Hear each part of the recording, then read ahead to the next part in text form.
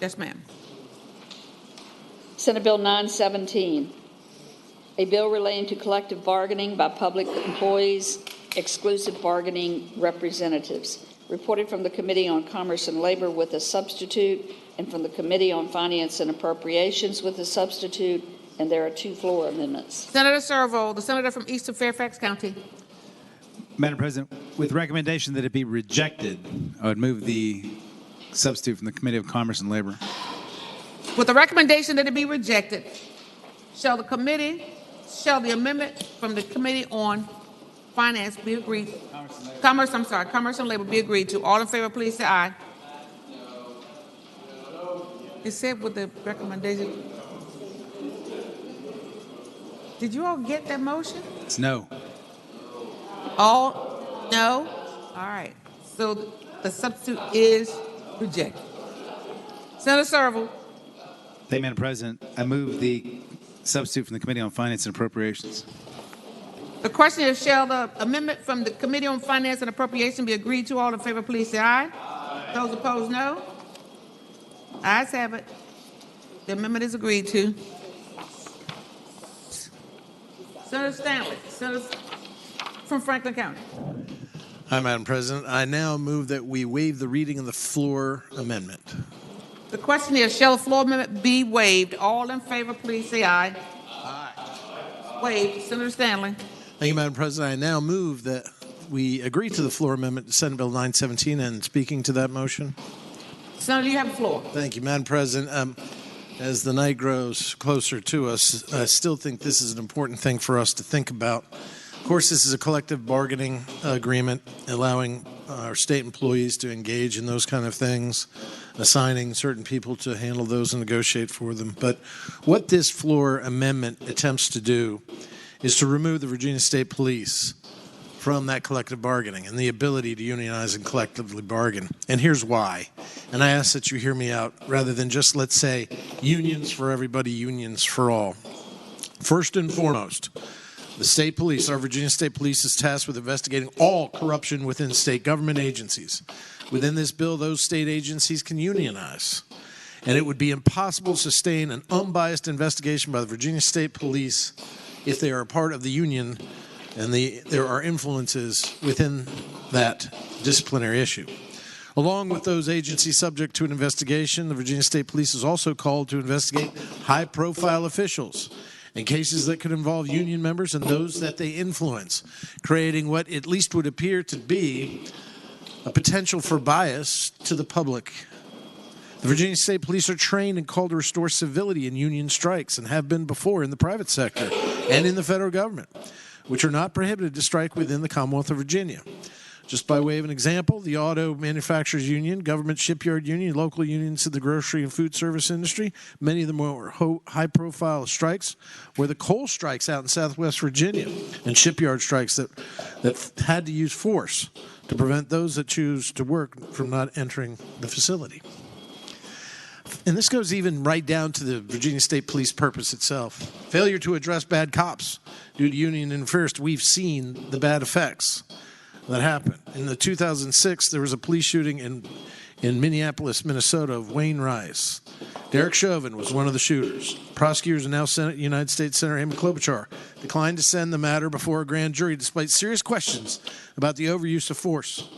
After the George Floyd incident, she stated this case and others should have been presented to the grand jury, but all of the information about Derek Chauvin was kept from the public by these levels of secrecy and protection created by the police union there in Minneapolis. It should be noted that Chauvin even admitted to violating the rights of a 14-year-old boy in 2017 by choking the boy by the throat, hitting him in the head with a flashlight, and kneeling on the upper back of the boy while he was handcuffed and prone and was not resisting. But the unions stopped that investigation, delayed that investigation, kept him from being taken off the force. Just, ladies and gentlemen, I'm not sitting here because I'm actually making the amendment. My family was union. My father's side of the family was auto union in the Midwest. It's not that I'm against them in any way. But in these instances, when we start to allow public sector to unionize, there must be a limitation. As former D.C. police chief said, Or those that lived in Northern Virginia, remember Charles Ramsey said, quote, "They've become too powerful, those police unions. They form political action committees. They donate to district attorneys' races, state attorneys' races, state senator races, and representatives, and so forth. And we wonder why you can't get anything done." Quote, the Minnesota AG, Keith Ellison, just recently said, "We need reform in the area of the police unions to make sure that the chief can actually have disciplinary control over the force." In fact, former police chief in New Orleans, Democrat, said unions have successfully negotiated for control over every disciplinary process, creating a corrosive culture where the problematic officers know their union will be protected, will protect them from any consequences. Quite frankly, even a public policy foundation stated police unions run, quote, "run counter to the best practices of professional law enforcement standards." Ladies and gentlemen, you can have your collective bargaining if you want.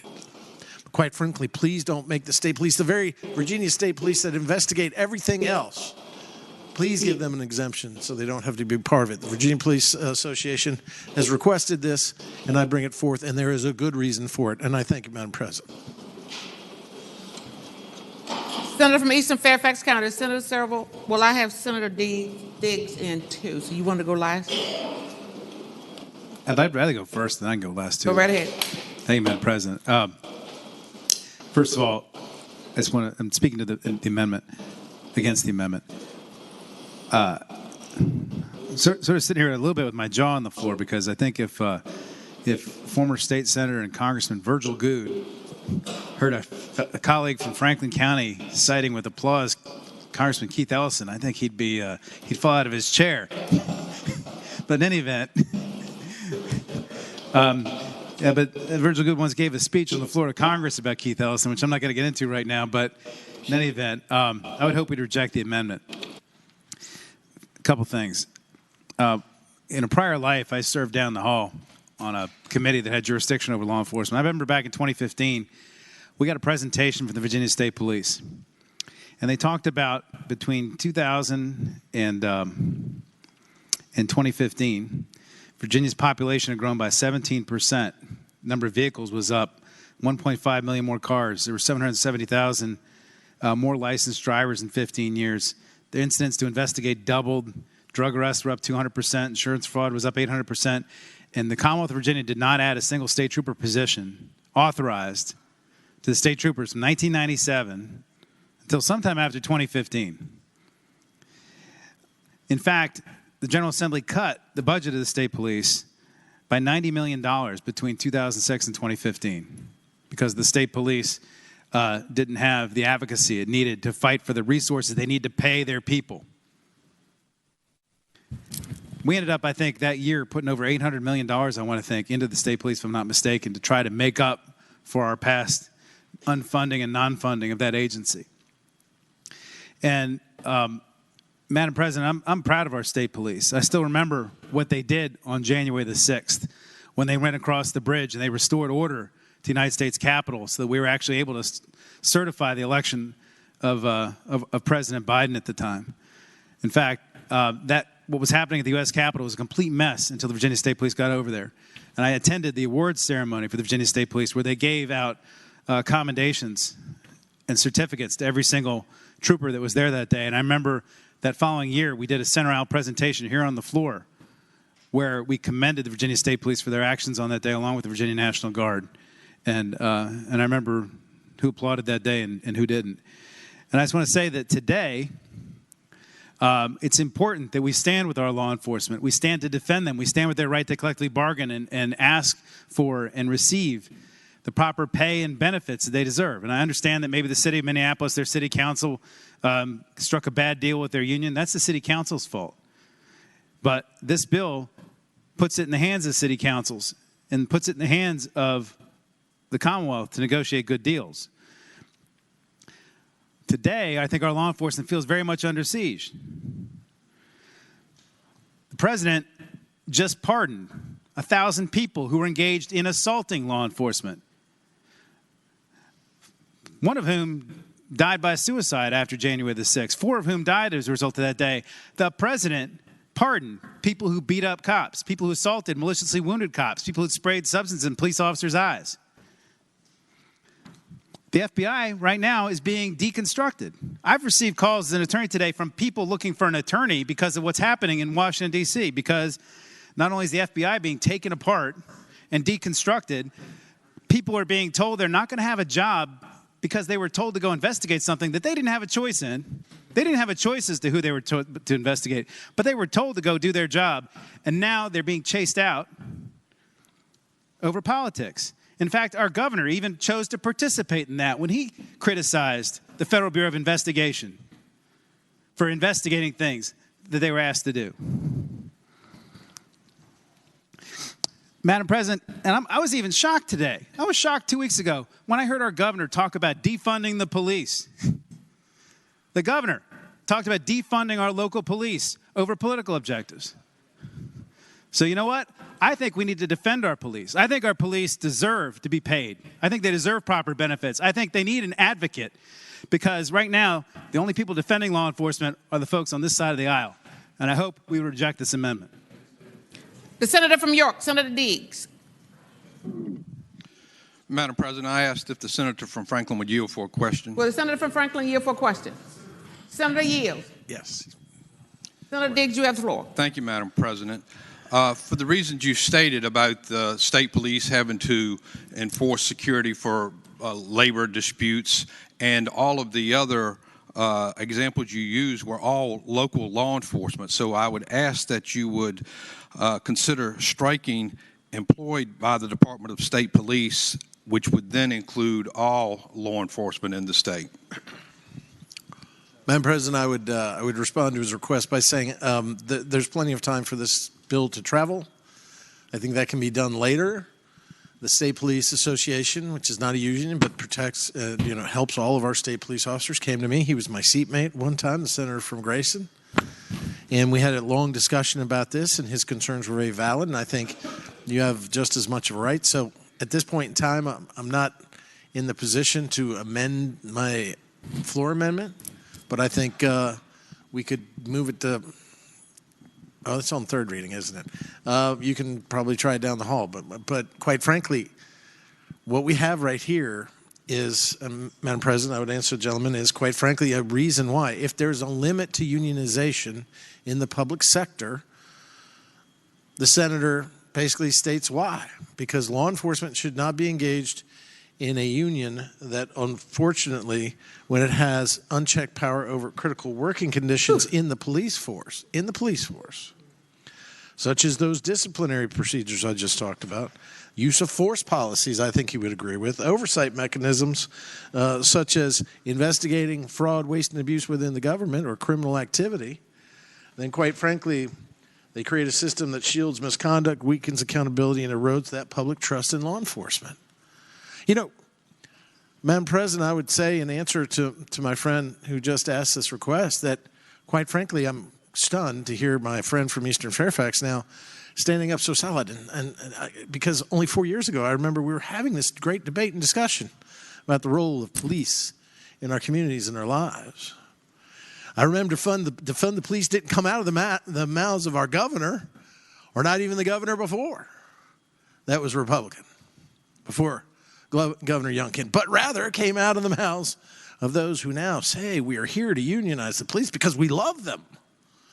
And we want them to be protected and championed, like as this senator, Madam President, should be.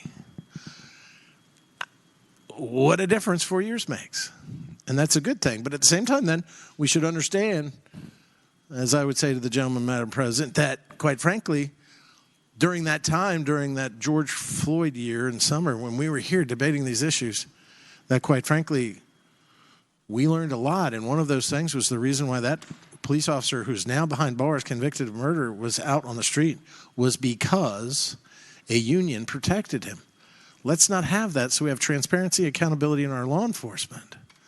Let's if you want to unionize the rest of the public bodies, local and state, that's what this bill does. But please leave the police out of it.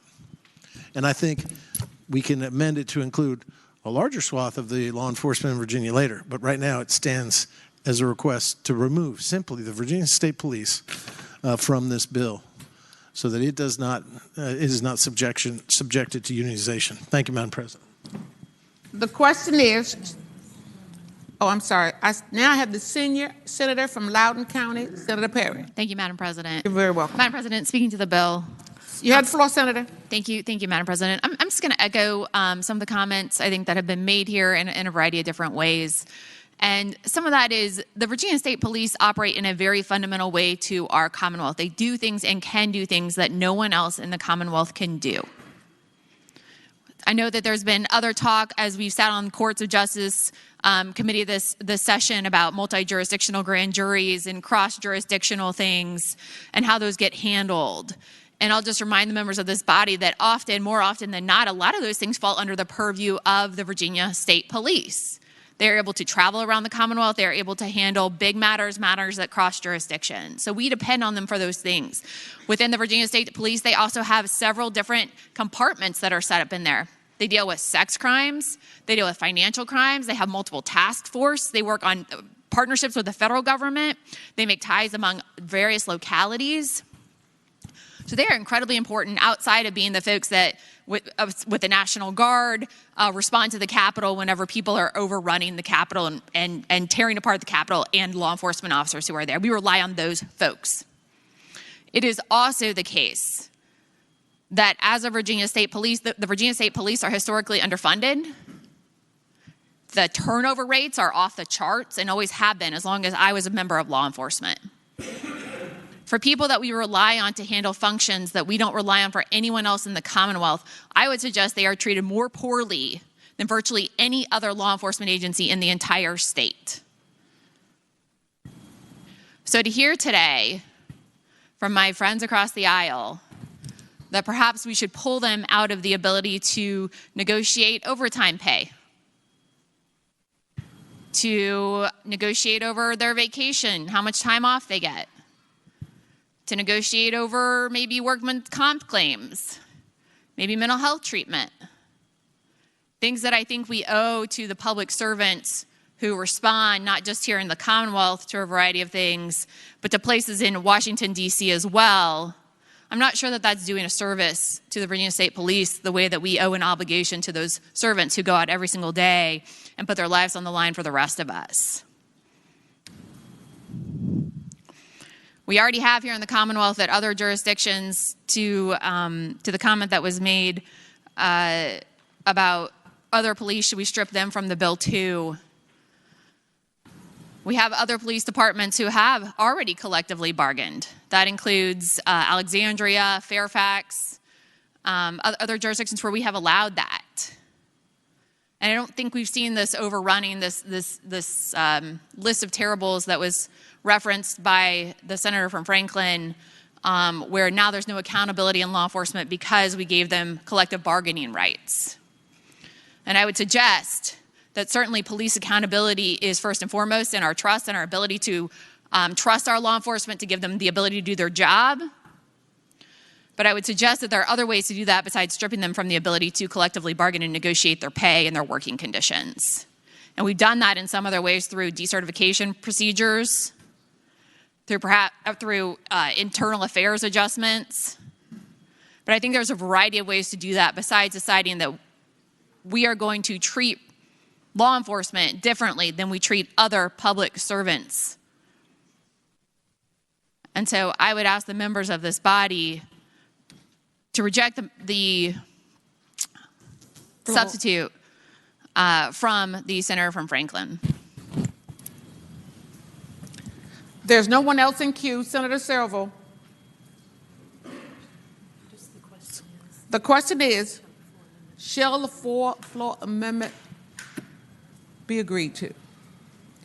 All in favor say aye. Aye. Those opposed, no. No. The noes have it. The floor amendment is not agreed to. Okie dokie. We will have a recorded vote. Madam Clerk.